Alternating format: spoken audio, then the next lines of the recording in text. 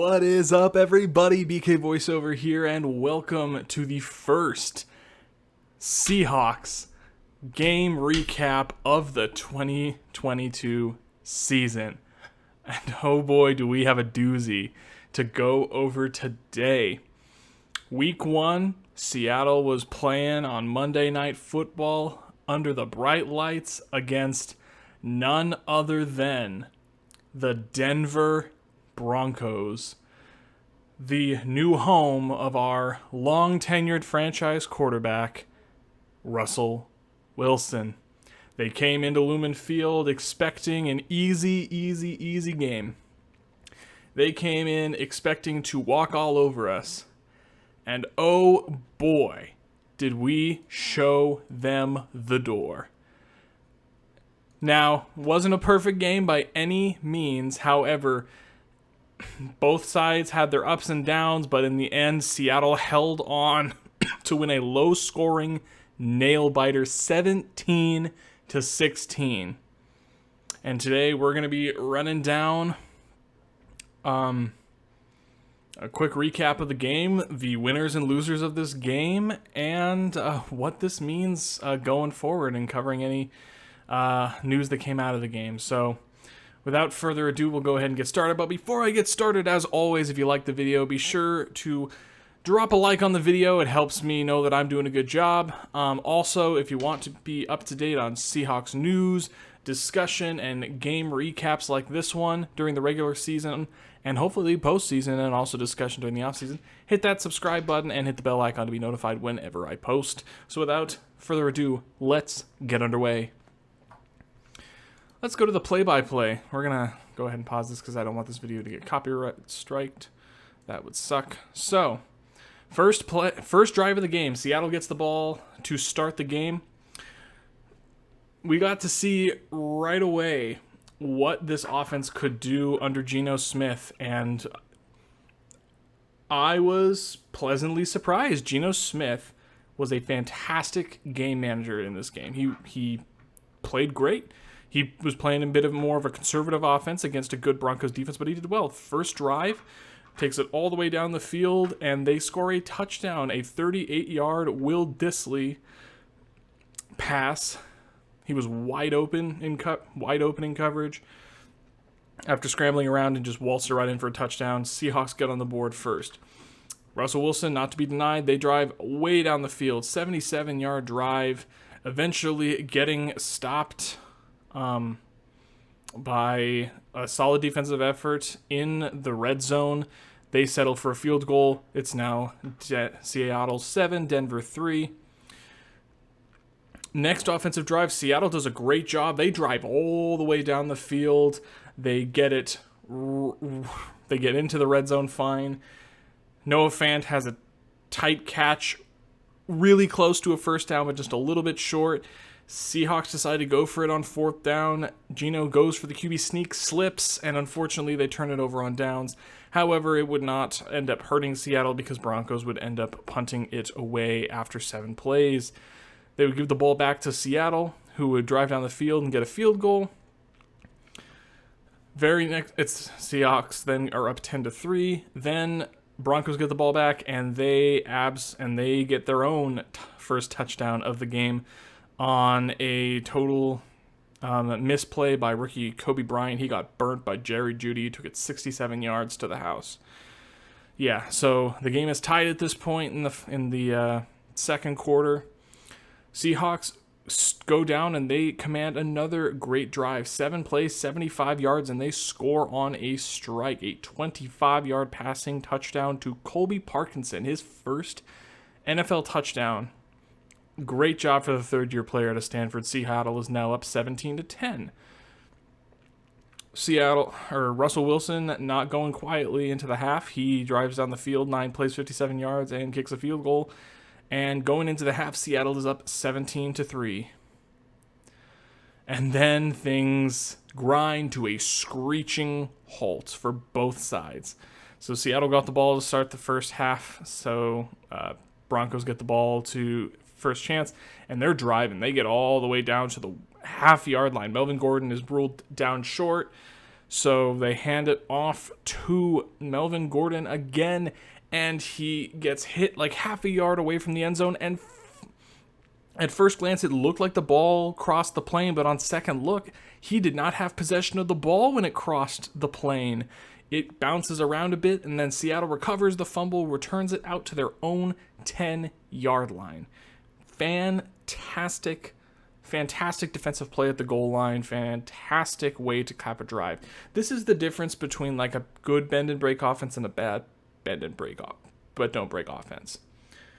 Bend but don't break only works if you're getting turnovers, and this team got not only one forced fumble on the 1-yard line after driving for a little bit, and DK Metcalf getting a short yard catch but having the ball ripped out of his hands by a defender.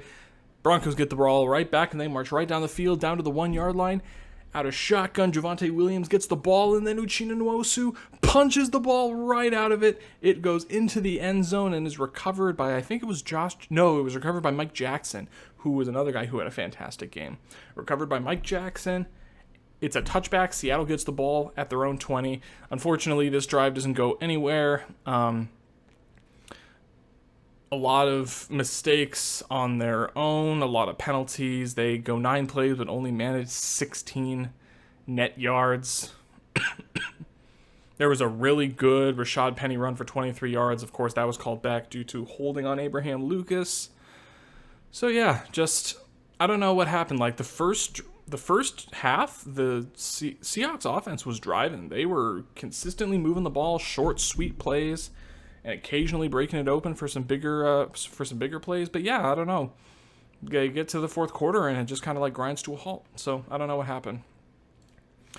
Seattle gets the ball back and they end up driving it down the field quite a ways, but they don't get it into the end zone. They are stopped a good 6-7 yards short, I think. So instead of attempting to go for it on fourth down this time, they decide to play it safe and go for the points.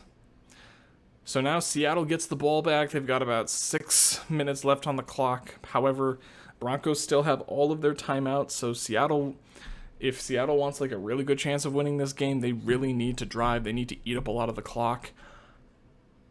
And they really don't do that. They go 3 and out and they have to punt the ball away. They did drain about 2 minutes off the clock. But Broncos go down 10 plays. They start driving. They're getting penalties, unfortunately. So they get little first downs, here and there. Diggs tried to stop Albert O one time, trying to keep him short of a first down, but he pushes forward and gets the first down. Pete Carroll challenged it, but in the end didn't count for anything. But they, for some unbelievable reason, they're pushing. It gets down. It's fourth. It ends up becoming 4th and 5 with about 1:11 left. The Broncos still have 2 timeouts. They have a whole minute left. And instead of trying to get the first down, which analytically a 4th and 5, you should be converting that 50% of the time.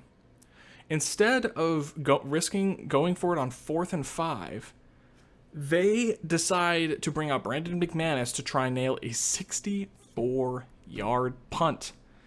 To nobody's surprise, he misses. It looked good to start off, but it was a long field goal, and you're at sea level in Seattle. This isn't Denver. You're not at a stupid high altitude. You're not going to be the air isn't thin enough where you're going to be getting super long field goals all the time. I don't know what they were thinking that Brandon McManus. This isn't Denver. Brandon McManus has never hit a 64-yarder in his life, so I have no idea why in the world they thought that he could do that. So, anyways, to cap off the game, and then that was basically the end of the game. They brought it down to about 20 seconds. Kicked it, and then Seattle got the ball back. Denver only had two timeouts. they only had 2 timeouts left at that point, so Seattle just ran out the clock. They kneeled the ball, and they ended up just running down the clock out. And Seattle ends up winning 17-16. So a massive upset. Broncos were 6.5-point favorites coming into this game. They lose by 1. I did predict that they would that it would be a close game and Seattle would eke out a win. I predicted 21-20. It ended up being 17-16, which not the correct score, but I did predict that it would be a 1-point win. So fantastic team effort to pull out a win there. Definition of a team effort. So fantastic win. So that's kind of the recap of how the game went. Let's kind of break down how individual players did. So I'll go over my winners and my losers of the game. So who had a really good game? Let's go to the box score. Number 1, Geno Smith was fantastic. Well, he was good. Geno Smith was good. He was a good game manager. He was 23 for 28, great completion percentage, 23 for 28, 195 yards, 2 touchdowns. He was mainly doing like the whole dink and dunk thing. He wasn't trying to like push the ball downfield like a whole lot. He was getting a lot of like stuff underneath and just having a grand old time. I'm pausing you because I do not want to get copyright strike. So yeah, Geno had a good game through the air. Rashad Penny, while not having like an insane game like those games he had at the end of this, like the last 5 games of the season last year, Rashad Penny did not have a huge game. In fact, I'm surprised that they didn't rely on the running game more. But even then, Rashad Penny, 12 carries for 60 yards. He had a 5-yard. He was averaging 5 yards a carry. So yeah, fantastic work by him. Couldn't be much. He did everything that was asked of him in this game. I just hope he sees more usage down the line. Geno Smith also had a couple of nice carries, so good job for Geno. Travis Homer was mainly used as a pass blocker. You didn't really see him a whole heck of a lot. In the rushing game, he did have 1 carry for 2 yards, but yeah, didn't really do a whole lot. As far as the receiving game goes, you didn't see a whole lot of their yardage coming out of the wide receiver room or coming out of Lockett or Metcalf. The vast majority of the yards, like half the yards that they got in this game, came from their tight end group. And their 2 leading receivers in this game, Colby Parkinson and Will Dissley.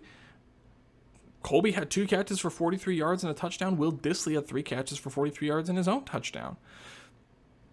Noah Fant, he had 3 catches as well, only for 16 yards. Didn't get a whole lot of looks. But yeah, so I'm sure he'll get a lot more usage later. Dissley actually played a little bit more than Fant did, but that's probably mainly because they were doing a lot of 2 tight end sets, a lot of jumbo packages, and they really need Dissley in there as a blocker. DK Metcalf led the team in receptions, only got a measly 36 yards on the day. That was mainly, he had 1 play where it was a screen pass behind the line and he got stopped. He could have just went down like at the line of scrimmage, but instead he tried to like make something out of nothing and ended up losing 6 yards anyway. Tyler Lockett, quiet day. He had a couple of good catches to move the chains. He had 3 catches for 28 yards. Marquise Goodwin, 2 catches for 22 yards. If you look at the snap counts, it's quite apparent that Marquise Goodwin is going to be your wide receiver 3 going forward. Rashad Penny also had a couple of catches. He had 2 for 7, and then Eskridge had a catch for no gain. It's like behind the line, and he got tackled like right at the line of scrimmage. So very disappointing day from D. One of the issues though we had this game was we had some major fumbling issues. Geno Smith got hit from the blind side after didn't sense the pressure, and Bradley Chubb beat Charles Cross for a sack, forced the fumble. Good thing was Charles Cross was able to recover it. Rashad Penny also had a fumble after a long carry, but that was also recovered, I think, by Austin Blythe. That was recovered by Austin Blythe, so a really good heads-up play there. DK Metcalf also had the ball stripped away from him, and they lost that battle. On the good news is that fumble, the drive that they got off that fumble, got no points off of it, so it was kind of a net negative. So good thing there. Seattle did force those 2 fumbles at the goal line, which Mike Jackson recovered both of them. Awesome play by him. On the defensive side, looking at the defensive stat sheet, Jordan Brooks, to nobody's surprise, led the team in tackles with 12. On the day, Seattle had 2 sacks, one by Uchenna Nwosu, who easily the defensive MVP of this game. He had the highest paid contract of any of the outside free agents Seattle brought in this year, and he proved why he deserved that money. He balled out 7 total tackles, a sack, a pass defense, 2 quarterback hits, and he forced one of the fumbles that Mike Jackson recovered in the end zone. So, very solid day from him. Cody Barton also, he had his own plays that he missed, but the important thing is that Cody Barton, he made plays when they mattered.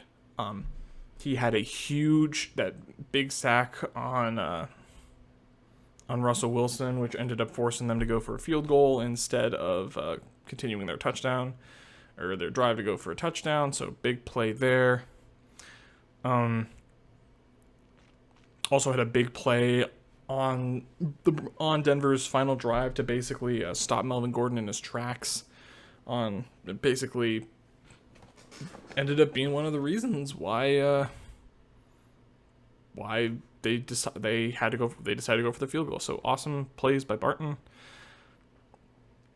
Who were some other good ones? Mike Jackson was a stud all night. He was great in coverage. Had a big tackle for loss, recovered both the fumbles, even had a pass defense. He was great all night long. So great for him. Seattle did not record any interceptions on the day. DJ Dallas did pretty good in the return game. Jason Myers only kicked 1 field goal today. It was from 49 yards, and he made it, and he made both of his extra points. So good job for him. He's doing his job. Michael Dixon, all but 2 of Seattle's drives ended in either points or turnovers. So Michael Dixon actually had a pretty quiet day. But Michael Dixon did as Michael Dixon does. He was great. So quickly running down there, let's give my quick winners and losers. Obviously, Geno Smith is a big winner for the reasons I stated.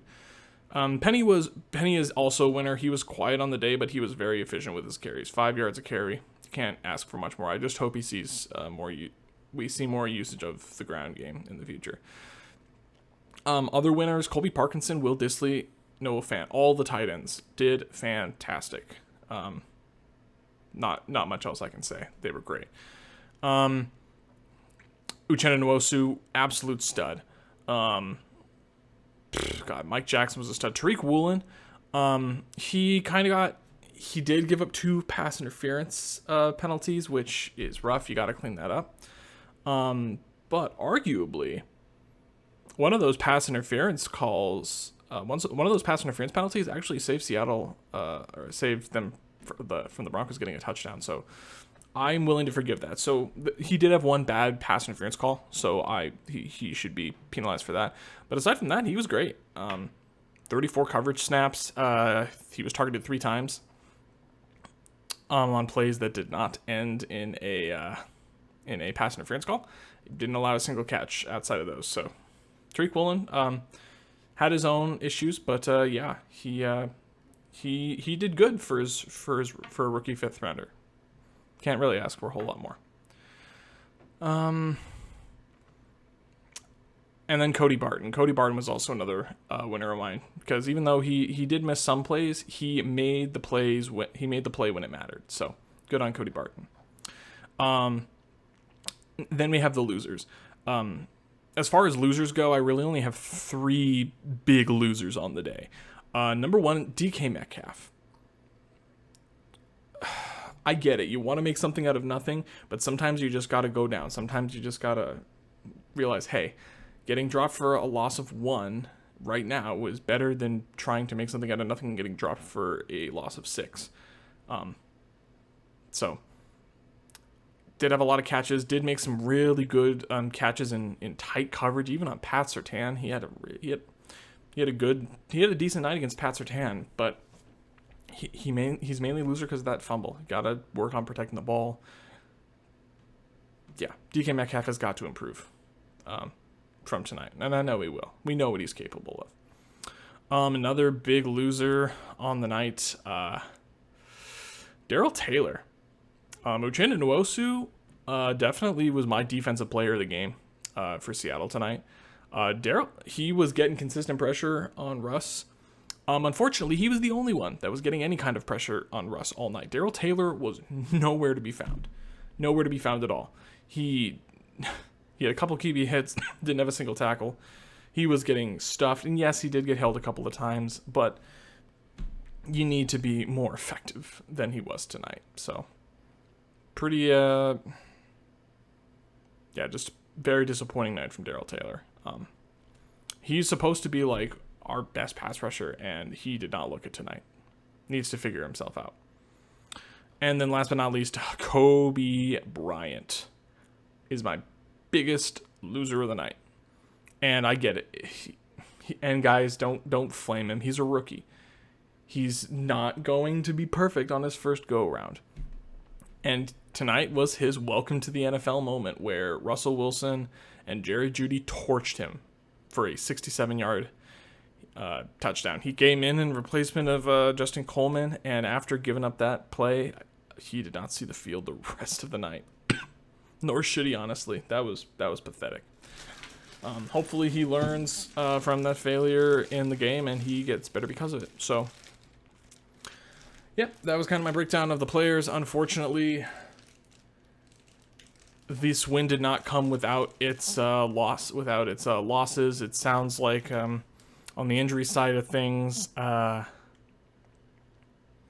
Jamal Adams sounds like he suffered some severe damage to his quad tendon, and he is going to be done for the remainder of the season, which is just so it's so sad because you know he wants to be on the field. We know what he's capable of. We know that he's good. And he just keeps getting like these freak injuries that just like totally derail like his season, and it's not fair. He deserves better than this. But it sounds like his season is done. And I wouldn't be surprised if Seattle starts hitting the free agent C market for another safety, because Josh Jones, he played okay, but he was not it. He's not it. He's not going to hold up for very long. So hopefully they find a replacement for him. Some good news, though, on the injury front. Kenneth Walker sounds like he's good to go for next week against the San Francisco 49ers, which is going to be great to see his NFL debut. And we'll be traveling down to Santa Clara to play a 49ers team that got pretty much blasted in their week 1 game to Chicago in a very mucky, very muddy, very wet Soldier Field. Just wild. So you know that San Francisco is going to be angry. You know they're going to be hungry. You know that they're looking at this as a must win. They're like, we just lost to the Bears. We can't lose to our longtime rival in the Seahawks. So, anyways, that's going to be it for me. Seattle will, like I said, be going to Santa Clara to play on Sunday, and I don't think I'm going to be doing a stream then. I usually like watching the games with my friends. So, I will be sure to give my recap. I usually like to wait a day just to like gather my thoughts on how a game went and just like get a better feel for things, and that's kind of what I'm going to be doing more consistently. So when Seattle plays a game, just be expecting my game recap the day after. So thank you guys so much for watching. Again, if you liked the video, be sure to give the video a like and subscribe if you want to see more Seahawks content. And having said that, thank you guys for watching, and as always, go Hawks.